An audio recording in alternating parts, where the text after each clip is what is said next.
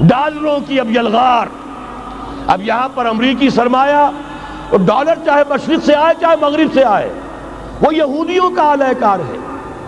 آپ نے اگر $1 نوٹ کا اگر کبھی نقشہ دیکھا ہو، اس کے اوپر جو سگنیا بنا ہوا ہے، جو نشان ہے، وہ کیا ہے؟ پیرامڈ، احرام مصر.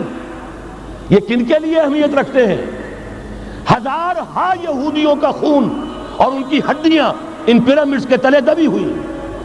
جب یہ احرام بنائے گئے تھے، یہ یہودی وہاں غلامی کے دور میں تھے، بیگار ان سے لی جا رہی تھی. بڑے بڑے پتھر جب گرتے تھے تو پسنے والے یہودی ہوتے تھے. یہ ان کی اپنی جیسے ہولوکاسٹ، جیسے انہوں نے اس کو اپنا سمبل بنایا ہوا ہے، اسی طریقے سے پیرامڈ، مصر کا پیرامڈ، یہ گویا کہ ان کے اس زوال کا ایک نشان ہے.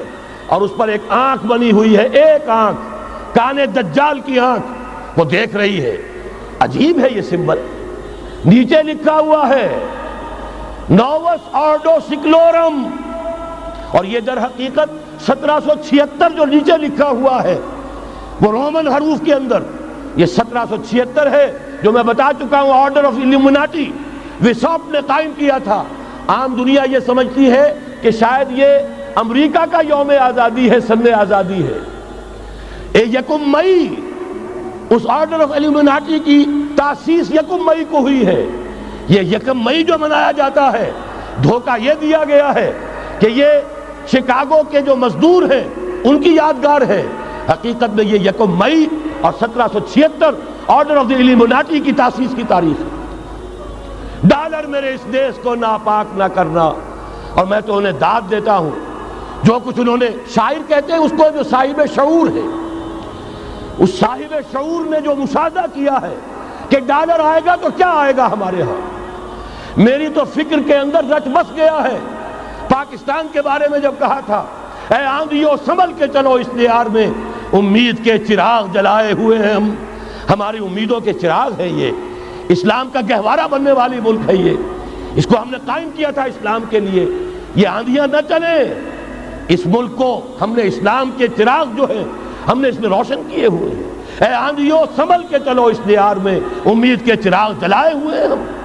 بہرحال یہ تیسرا سیلاب ہے، ننگی سرمایہ داری، جس کی پھر لعنتیں ہوتی ہیں. ایک طرف فقر، ایک طرف احتیاج، ایک طرف بھوک، ایک طرف دولت کے انبار. پہلے بھی ہمارے ہاں فرق کم نہیں ہے، لیکن اب جو ہوگا، اگر یہ بات پوری ہو گئی تو وہ ننگی سرمایہ داری. اور سرمایہ داری ہی در حقیقت یہود کا سب سے بڑا ہتھ کنڈا ہے. یہ بینکنگ کا نظام، یہ سارا کا سارا سودی نظام، یہ IMF، یہ ورلڈ بینک، یہی تو ان کے سب سے بڑے ادارے ہیں.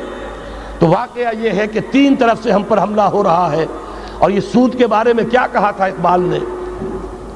از ربا آخر چمی زائد فتن. اس سود کے ام الخبائث کے پیٹ سے سوائے فتنوں کے اور کیا برآمد ہو سکتا ہے؟ کس نہ داند لذت قرض حسن. کسی کو قرض حسنہ کی لذت یاد نہیں رہی. بغیر سود کے قرض دو.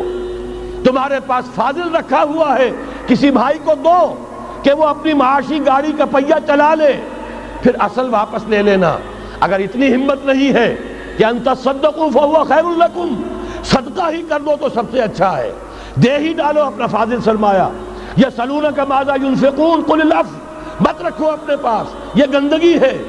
لیکن اگر بڑے ہی کم ہمت ہو تو کم سے کم قرض حسنہ دو، اپنی اصل رقم واپس لینا. کس نہ دانت لذت قرض حسن. از ربا جاں تیرا دل چو خشت و سنگ. اس لیے کہ سود کے ذریعے سے انسان کے اندر تاریکی پھیل جاتی ہے. دل جو ہے اینٹ کے مانند، پتھر کے مانند سخت ہو جاتا ہے، کٹھور. ثم قست قلوبکم فہی کالحجارۃ او اشد قسوہ. آدمی درندہ بے دندان و چنگ، اور انسان بغیر اس کے کہ بھیڑیوں والے دانت ہوں اور بھیڑیوں والے پنجے ہوں، بھیڑیا بن جاتا ہے. بہرحال اب کرنے کا کام کیا ہے اس کو سمجھیے. اس پوری صورتحال کا میں نے آپ کے سامنے نقشہ پیش کر دیا.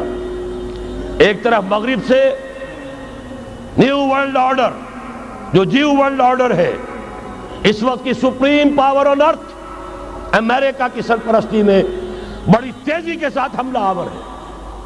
دوسری طرف وَمَكَرُوا وَمَكَرَ اللَّهُ وَاللَّهُ خَيْرُ الْمَاكِرِينَ۔